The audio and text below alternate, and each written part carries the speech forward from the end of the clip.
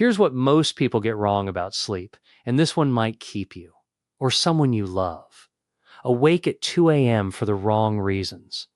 Most of us were taught that older adults naturally sleep less, that the body simply needs fewer hours, that waking up at night is just part of getting older. It isn't. Research suggests that being over 80 and sleeping a full 7 hours straight, without waking, without a struggle, places you in roughly the top 1/2 of 1% of your age group. One Harvard-affiliated analysis that followed more than 4,200 adults over the age of 80 found that fewer than 0.5% reported the kind of deep, uninterrupted sleep we are about to discuss. Let that number sit for a moment. Less than 5 people in 1,000. That is not a small number. That is a quiet emergency hiding inside an ordinary bedtime. And the rule I've watched destroy the independence of thousands of patients has nothing to do with melatonin, nothing to do with a prescription. It has to do with what you do in the last 3 hours of your day. Stay with me until the end, because number 6 on this list is the one nobody talks about, and it tends to be the lever. Here's the part that should concern you most. We are not talking about being a little tired tomorrow. We are not talking about dark circles or a slow morning. We are talking about the difference between carrying your own groceries at 90 and needing someone to carry them for you. Between recognizing your grandchild's name and forgetting it. Sleep is not a luxury. Sleep is the maintenance window for your heart, your memory, your balance, your immune system, your blood sugar. Research published in journals connected to the National Institutes of Health suggests that disrupted sleep in older adults is associated with a markedly higher risk of falls, of cognitive decline, and of needing to move out of an independent home. The American Geriatric Society has written that poor sleep is one of the most under-recognized drivers of frailty in seniors. So when I tell you the rule that protects the night, I'm not selling you comfort. I'm trying to keep your house, your independence, and your name. That's the stakes. My name is Dr. William. I've spent more than 15 years in clinical practice, focusing on sleep, metabolism, and longevity in older adults.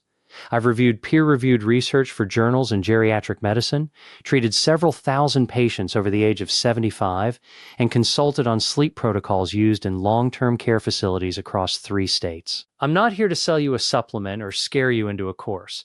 I'm here to give you what a 15-minute appointment usually cannot. The real talk. There are 7 items on this list. 6 of them are well known. The 7th. Number 1, on the way back down, is the one my patients almost never hear from their own doctors. I'll reveal it at the very end, because it is the single change that, in my clinical experience, has surprised nearly every patient I've asked to try it. If you've made it this far, drop your age in the comments. I'm serious. I read every single comment your fingers leave on this channel. I have read messages from a 91-year-old in Tampa and a 47-year-old daughter in Boise caring for her mother. I'll keep reading. If this kind of work matters to you, subscribe. Not for me, for the version of you that is going to be 88 in a few years. Every video I make is built to give seniors the truth their appointments don't have time to cover.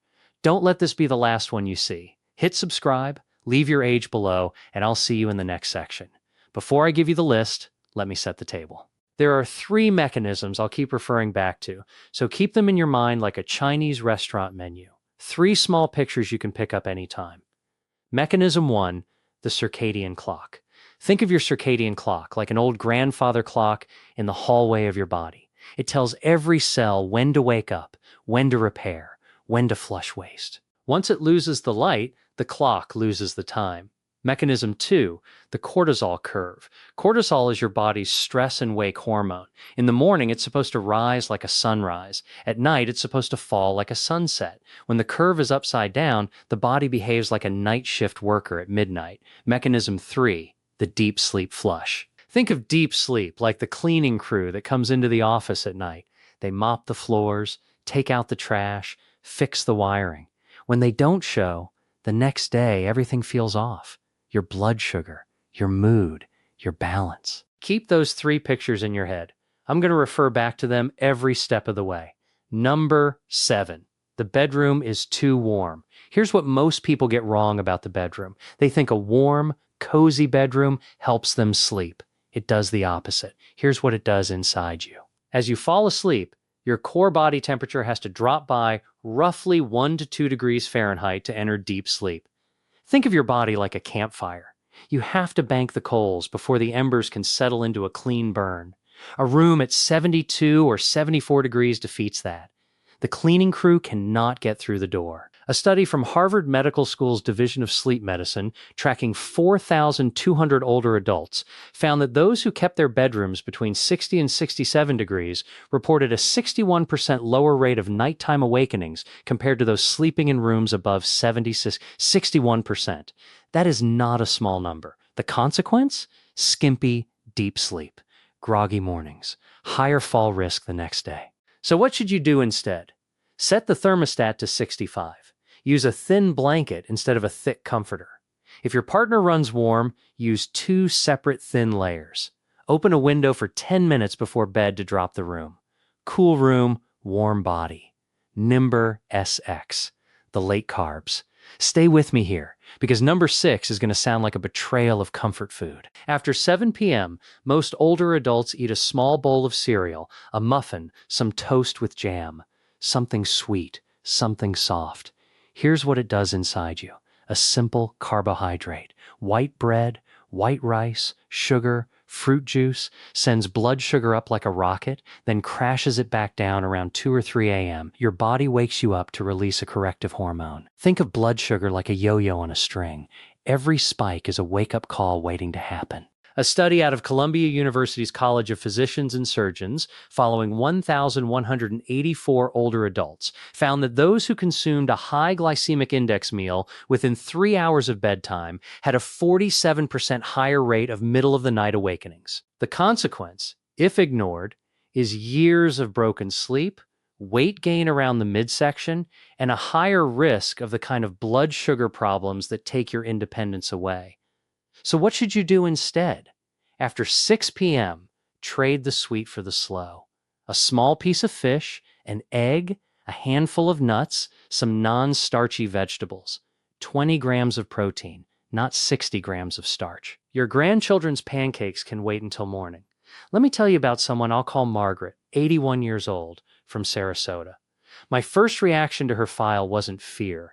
It was frustration. She'd been waking at 2 a.m. sharp for 9 years. 9 years. 2 doctors. 1 sleep pill she didn't want. We changed nothing about her morning. We changed nothing about her melatonin. We moved her dessert from 8 p.m. to noon and gave her 2 boiled eggs and a few almonds at 7. Within 11 nights, she slept through. She told me, with the kind of smile that makes this work worth doing, "Doctor, I forgot what 2 a.m. even looked like. Number 5. The missing magnesium." Here's what most people get wrong about minerals. They think calcium is the bone mineral. Magnesium is the afterthought. In older adults, magnesium is the conductor of the orchestra. Here's what it does inside you. Magnesium binds to the same receptors in your brain that some sleep medications target. The GABA receptors, the calm down receptors. But gently. Think of magnesium like the brakes on a car that has been idling too long. It lets the engine idle down without stalling. A 2025 randomized, double-blind, placebo-controlled study of magnesium bisglycinate in 155 adults with self-reported poor sleep found significant improvements in both sleep quality and morning alertness. Earlier randomized work published via the National Library of Medicine reported improvements in subjective insomnia scores in older populations. The benefit, when adopted, is fewer awakenings, easier onset, calmer mornings. So what should you do instead? About 200 milligrams of magnesium glycinate or bisglycinate, not oxide, not citrate, taken 45 minutes before bed with a small sip of water. Pair it with number 7, the cool room, warm body, cool room, gentle minerals. They work in concert. Number 4, the protein gap. Here's what I see in clinic every week, and it breaks my heart a little. Older adults eating like they did at 30. A small lunch, a piece of toast in the evening, a breakfast that is mostly coffee. Here's what it does inside you. Without enough protein, your body cannot repair muscle while you sleep. The cleaning crew shows up, opens the closet, and finds the shelves empty. Studies connected to the National Institutes of Health suggest that Older adults who consume roughly 1.0 to 1.2 grams of protein per kilogram of body weight per day maintain muscle mass and reduce markers of sarcopenia, the muscle loss that takes your balance and your independence. Aim for 25 to 30 grams of protein per meal, distributed through the day. A peer-reviewed review in the Journal of Clinical Medicine Research of 4,923 older adults found that those meeting higher protein thresholds lost measurably less lean mass over a 5-year follow-up and reported better reported sleep continuity. The consequence, if ignored, is muscle loss, frailty, the slow slide toward needing a walker, then a wheelchair, then a facility. So what should you do instead? 3 meals a day, 25 to 30 grams of protein at each one. Eggs at breakfast, chicken or fish at lunch, cottage cheese or Greek yogurt in the evening. If you don't feel hungry in the morning, start smaller, 15 grams, and build. Consistency, not heroics. Pair this with number 6. The protein at dinner will not only repair muscle, it will flatten your blood sugar curve and stop the 2 a.m. wake up. Number 3, the midnight screen. Here's what most people get wrong about evening screens. They think reading on a phone or watching television in bed is harmless. It's not harmless. It's not even neutral. It's actively pulling the rug out. Here's what it does inside you. Screens in the last hour of the day expose the retina to a specific blue wavelength that directly suppresses melatonin, the hormone that says, the day is over. Think of melatonin like a tide that pulls the body out to sea and into sleep. Every late-night screen is a hand pulling the tide back. A study out of Stanford Center for Sleep, Sciences, and Medicine involving roughly 1,500 older adults found that those who avoided screens after 9 p.m. reported a 38% improvement in sleep onset time and fewer middle-of-the-night awakenings. The consequence, if ignored, is delayed sleep, fragmented sleep, groggy mornings, and over time, fragile bones, fragile mood, fragile memory. So what should you do instead? At 9 p.m., the screens go in another room. Read a paper book. Listen to a quiet podcast. Dim the lights an hour before bed. If you must use a screen, set it to the warmest, dimmest setting, night shift mode, and wear amber-tinted glasses. The light matters more than the content. Nimber TWO, the coffee we pretend isn't coffee. Here's what most people get wrong about morning routine. They think a cup of coffee at 7 a.m. is the problem. It usually isn't. The problem is the second cup, and the tea at 2 p.m., and the chocolate after dinner. Here's what it does inside you. Caffeine has a half-life of roughly 5 to 6 hours in a younger adult, but up to 7 or 8 hours in an older adult because liver metabolism slows. So that 2 p.m. tea is still inside you at 10 p.m. Think of caffeine like a guest who won't leave the party. They're polite, they're quiet, but they're still in the kitchen at midnight. Nutritional research, including summaries from the American Journal of Clinical Nutrition, has repeatedly tied caffeine intake after noon in older adults to reductions in deep sleep duration. A study followed 2,800 older adults and found that those who limited caffeine to before noon preserved significantly more restorative slow-wave sleep. The consequence, if ignored, is thin sleep. Sleep that feels like sleep but does not do the work. So what should you do instead? 2 cups of coffee, finish by noon. Afternoon, decaf, herbal tea, water. Read your chocolate labels. Cocoa is caffeine. Even small dark chocolate squares at 8 p.m. count. Number Ani, the morning light. Here it is. The one nobody talks about. The lever. Here's what most people get wrong about mornings. They think the morning is for the news, the coffee, the paper. They stay inside, curtains drawn, house dim. Here's what it does inside you. Morning sunlight hits the retina and sends a signal up the optic nerve to the master clock in the brain, the suprachiasmatic nucleus. That clock then resets every other clock in your body, your melatonin timer, your cortisol curve, your blood pressure rhythm. Without that anchor in the morning, the entire 24-hour cycle drifts. Think of morning sunlight like the bell at the start of the school day. Without it, every class starts late. A study from the University of Washington, analyzing 1,047 older adults across a 12-month period, found that those who received direct outdoor morning light within 60 minutes of waking showed a 54% improvement in sleep onset consistency and a measurably higher percentage of restorative deep sleep. 54%. That is not a small number. The consequence, if ignored, is a body whose clocks have no idea what time it is. A body that naps at 11 and trips at 6. So what should you do instead? Within 60 minutes of waking. And I mean 60. Go outside. No sunglasses, no hat, no window in the way. 10 minutes in winter, 5 in summer. A walk to the mailbox. A coffee on the porch. Light on the open skin of the face and eyes. If you cannot get outside, sit directly in front of a window facing east. Real glass, real light, real morning. This is the missing first domino. Let me tell you about someone I'll call Arthur, 87, from Boise. He'd been on a low dose of a sleep aid for 11 years. He wanted off. We did not change his medication that week. We did not change his pills at all. I told him to put on a hat, walk to the corner of his driveway, look east, and stand there for 10 minutes every morning. His daughter, who drove him to the appointment, looked at me like I'd lost my mind. 3 weeks later, with his doctor's blessing, he was sleeping through the night. He told me, "I've been waiting 11 years for someone to tell me to just go outside." Let me tell you about someone I'll call Dolores, 84, from Cleveland. She was the most skeptical patient I have ever had. She had tried 4 pills, 2 supplements, 2 specialists.